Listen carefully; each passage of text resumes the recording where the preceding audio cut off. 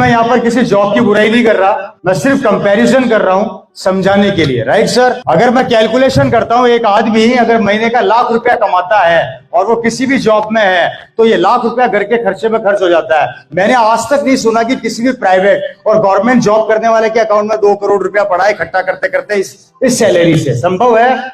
ये खर्च हो जाता है क्योंकि राजस्थान में एक कहावत है, जितनी गूंदड़ी उतने पांव ऑटोमेटिक फैल जाते हैं। ये घर के खर्चों में चला जाता है। पूरी जिंदगी नौकरी करने के बाद जब मेरे फादर रिटायर होंगे या आप लोग रिटायर होंगे या कोई भी रिटायर होगा, उसको मिलेगा 70 लाख रुपया, जो आपका प्रोविडेंट फंड और जो भी पैसा इकट्ठा होता है। राइट सर, वो पैसा इकट्ठा मिल गया आपको, जिसमें से 50 लाख रुपया आप मकान बनाने में खर्च कर दोगे। हेलो, 10 लाख रुपया आप अपने बच्चे की एजुकेशन पे खर्च कर दोगे और 10 लाख रुपया आप अपनी बेटी की शादी पे खर्च कर दोगे। कितना हो गया? 80 साल की उम्र में आते आते, ये 70 साल में मिला, 80 साल की उम्र तक आते आते आपके बैंक का बैलेंस होगा मुर्गी का अंडा। पेंशन खत्म हो चुकी। राइट सर, पेंशन खत्म हो चुकी। पूरी जिंदगी मेहनत करने के बाद, जिंदगी के 45 से 50 साल देने के बाद आपके अकाउंट का बैंक बैलेंस 80 साल की उम्र में होगा मुर्गी का अंडा। और उस समय आप अपनी बहू को बोलोगे, बहू एक कप चाय पिला दे, तो बहू बोलेगी घर के कोने में चुपचाप बैठे रहो, टाइम होगा तो पिलाऊंगी, अभी बिजी चल रही हूं। मतलब पूरी जिंदगी काम करने के बाद बैंक बैलेंस जीरो, अकाउंट में पैसा नहीं बचा। उसके बाद ₹1 की इज्जत थी जो खत्म हो गई। बहू तक नहीं पूछती। बेटे से बोलोगे बेटा दवाई दिला दे, तो बेटा बोलेगा पापा पापा मेरे पास अभी पैसे नहीं है, 2 गोली दुकान से लेके आ जाओ, मैं पैसे बाद में दे दूंगा। ये अधिकतर हमारे वहां पर मैंने होते हुए देखा है, मुझे यहाँ का नहीं पता। हेलो, मेरी बात समझ में आ रही है? पूरी जिंदगी गवर्नमेंट या प्राइवेट सेक्टर में काम करने के बाद भी ये लाइफ मिलने वाली है, तो मुझे बताइए नौकरी बेहतर कैसे? आप और हम हमारे बच्चे को भगा रहे हैं, नौकरी कर ले, नौकरी कर ले, नौकरी कर ले, नौकरी कर ले, नौकरी कर ले, नौकरी कर ले। पूरी जिंदगी नौकरी करने के बाद अगर ये दिन देखना पड़े तो उस नौकरी का क्या मतलब? भाई मेरे को नहीं पता, मैंने तो अधिकतर हमारे वहां पे ऐसे ही केस देखे हैं, यहाँ का मैं नहीं कह सकता। हो सकता है आपके यहाँ पे कुछ और होता हो। 75 साल की उम्र में जब ये आदमी बूढ़ा हो जाता है और इसकी कोई इज्जत नहीं रहती। सुनना, अब आगे की कहानी बता रहा हूँ। तो ये घर के कोने में बैठा बैठा रोता है और एक ही चीज कहता है, पूरी जिंदगी भागा, अपने बच्चों को पाला, बेटों को पढ़ाया लिखाया, कमाने के काबिल बनाया, आज मेरा बुढ़ापा आ गया तो कोई मेरे पास 2 मिनट बैठता नहीं है, मुझे समय देता नहीं है। मेरे पोते मेरे पास नहीं बैठते क्योंकि पोते पढ़ाई में इतने बिजी हो गए हैं, और आजकल की पढ़ाई तो आप लोगों को पता है कितनी लेंदी हो गई है, तो पोतों के पास समय है नहीं दादा के साथ बैठने का। वो बेचारा बूढ़ा आदमी घर के कोने में चुपचाप बैठा रहता है, खाना मिल गया तो ठीक है, चाय मिल गई तो ठीक है, नहीं तो जयराम जी। राइट साहब, और जब ये हालत हो जाती है, कोई इज्जत नहीं करता, कोई काम नहीं देता, तब एक कंपनी खड़ी होती है जिसका नाम है RCM, और वो बोलती है क्या हुआ? इज्जत खत्म हो गई भाई। क्या उम्र है? 75 साल का हो गया, कोई पूछता नहीं। कोई बात नहीं, आ जाओ। 80 के हो तो भी आ जाओ, 90 के हो तो भी आ जाओ, 100 के हो तो भी, और 18 के हो तो भी। 75 साल की उम्र में जब वो फॉर्म साइन करता है और वापस से उसी एनर्जी के साथ 5 साल मेहनत करता है, दिन रात एक करता है, और जैसे उसके अकाउंट में पहला चेक ट्रांसफर होता है, वो भी किसका? पर लेवल का। और पर लेवल पे मतलब हो गया टेक्निकल का लेवल का, और अकाउंट में सीधा 70-80 हजार रुपया जब ट्रांसफर होता है तो उसका सीना चौड़ा हो जाता है। और 80 साल की उम्र में जहां उसकी बेटी या उसका बेटा उसकी इज्जत नहीं करते, वहां पे RCM की टीम उसको कंधे पे लेके स्टेज पे नाचती है और उसका सीना चौड़ा हो जाता है, और पूरी जिंदगी जो उसको वहां से नहीं मिला, ये RCM बोलती है टेंशन मत पालना, यहाँ रुकेगा नहीं। तू 85 का भी हो जा तो भी आएगा, तू 100 का हो जा तो भी आएगा, तू 110 साल का हो जा तो भी आएगा। जब तक जिएगा तेरे अकाउंट में ये पैसा आता रहेगा, और जब अकाउंट में लगातार पैसा आएगा बुढ़ापे में, तब वही बहू आपको बोलेगी, अजी सुनो, अपनी चाय तेल तो बाद में ले लेना, पहले पापा के कमरे में चुपचाप AC लगवा दो। पापा को गर्मी नहीं लगनी चाहिए। पापा खाना ले आऊं? रसगुल्ले खाओगे या गुलाब जामुन? उस समय पापा नहीं बोल रहे। क्या बोल रहा है? इस रूपचंद जी में बहुत ताकत है मेरे भाई, समझना कितनी बड़ी चीज है। बुढ़ापे के अंदर जहां पर हर जगह इज्जत खत्म हो जाती है, वहां पर RCM बिजनेस आपके परिवार को और आपके बच्चों को और आपको बुढ़ापे तक संभालता है। और मांगता क्या है? सिर्फ 5 साल आपकी मेहनत, करना कुछ नहीं है, कमिटमेंट को चेंज करना। सिमिलरली मेरे साथ, मेरे फादर इस दुनिया से चले गए, उन्होंने नौकरी करी, नौकरी के साथ साथ इस आरसीएम बिजनेस को डेवलप किया। डेवलप करने के बाद 2013 में मेरे पिताजी का देहांत हो गया। बाय डिफॉल्ट बिजनेस मेरे पास आया। मैं थोड़ा सा मेरे बारे में बता देता हूं। जब बिजनेस मेरे पास आया था उस समय मेरे पास 3 ऑफर थे। पहला सरकारी नौकरी, जिसको मैंने लात मार दी।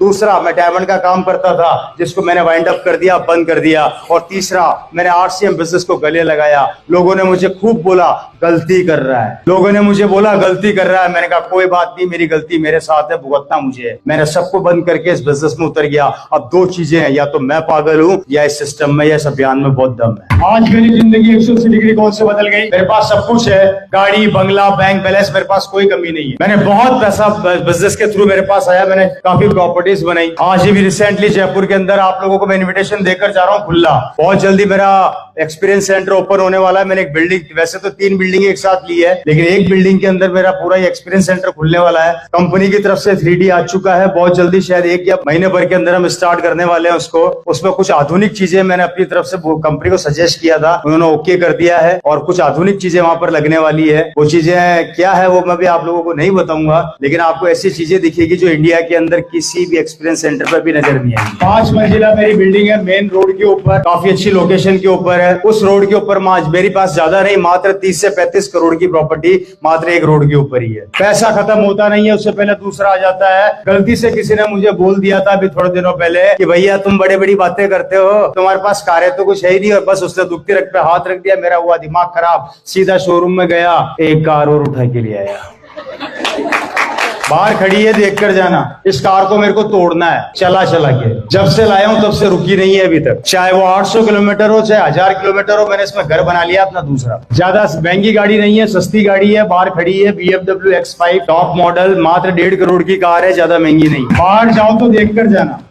गाड़ी का नंबर 5654। मेरे पास जितनी कारें हैं सबका यही नंबर है। मेरे पास ऑलरेडी एक BMW और है, मेरे पास ऑलरेडी किया है, मेरे पास स्कॉडा है, मेरे पास एक मर्स है। गाड़ियों की बात करूं तो 6 से 7 कारें हैं, चलाने वाले 2 हैं। आधे टाइम गाड़ी का इंजन बैठा रहता है। एक आदमी लगा रखा है, सिर्फ वो एक ही काम करता है, बैटरियां लाता है, चार्ज करता है, बैटरियां लाता है, चार्ज करता है, चलाए कौन। कार खरीदना मजबूरी हो गई है, सिस्टम की पावर है, क्योंकि इससे इतना पैसा आता है, इतना पैसा आता है कि आते आते नहीं रुकता। ज्यादा कुछ नहीं, महीने का 6 लाख GST भरता हूँ, बाकी की इनकम अलग है, कैलकुलेशन कर लेना। इस प्रोजेक्ट के बाद अगला प्रोजेक्ट चालू करने वाला हूं, जो अभी जयपुर में खड़ा किया उससे डबल। क्योंकि अब मैं रुकूंगा कारण, क्योंकि टीम जहां पर काम करती है वहां रुका नहीं जाता।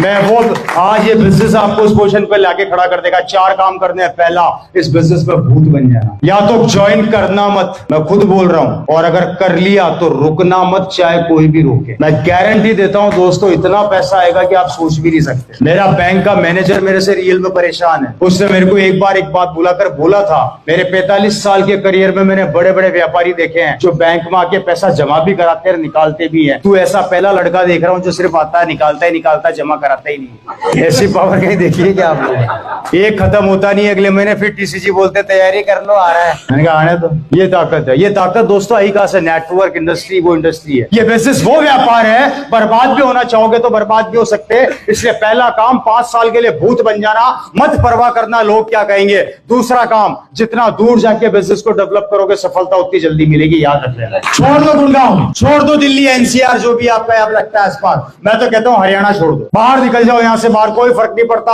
आपका बच्चे की खुशी आपके लिए महत्वपूर्ण है या हरियाणा महत्वपूर्ण है, निर्णय आप ले लो। आप नहीं करोगे तो हरियाणा में कोई ना कोई तो करेगा। बाहर निकल के बिजनेस को डेवलप करो। सबसे पहला काम, अपनी अपलाइन को पकड़ो, इससे सीखो। मुझे सिखाए, मुझे कैसे मीटिंग लेनी है, मुझे कैसे प्लान दिखाना है, नोट कर लेना। जब तक प्लान दिखाना ना सिखाए वो, उसका पीछा मत छोड़ना। कपड़े फाड़ देना, कपड़े फाड़ने से भी पैसा, कपड़े फाड़ने से भी।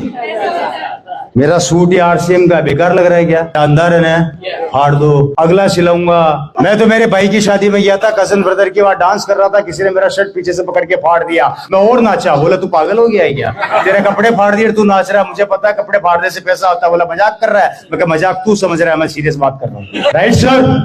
दूसरा काम। तीसरा काम दोस्तों, एक हमेशा याद रखना, जो भी टारगेट आपको अपनी अपलाइन के द्वारा मिलते हैं उसको अपने दिमाग के अंदर बिल्कुल ऐसे सेट कर लेना कि बस उसके ना धो के पीछे पड़ जाना। जिस तरीके से अर्जुन को मछली की आंख नजर आ रही थी, आपको वो टारगेट नजर आना चाहिए।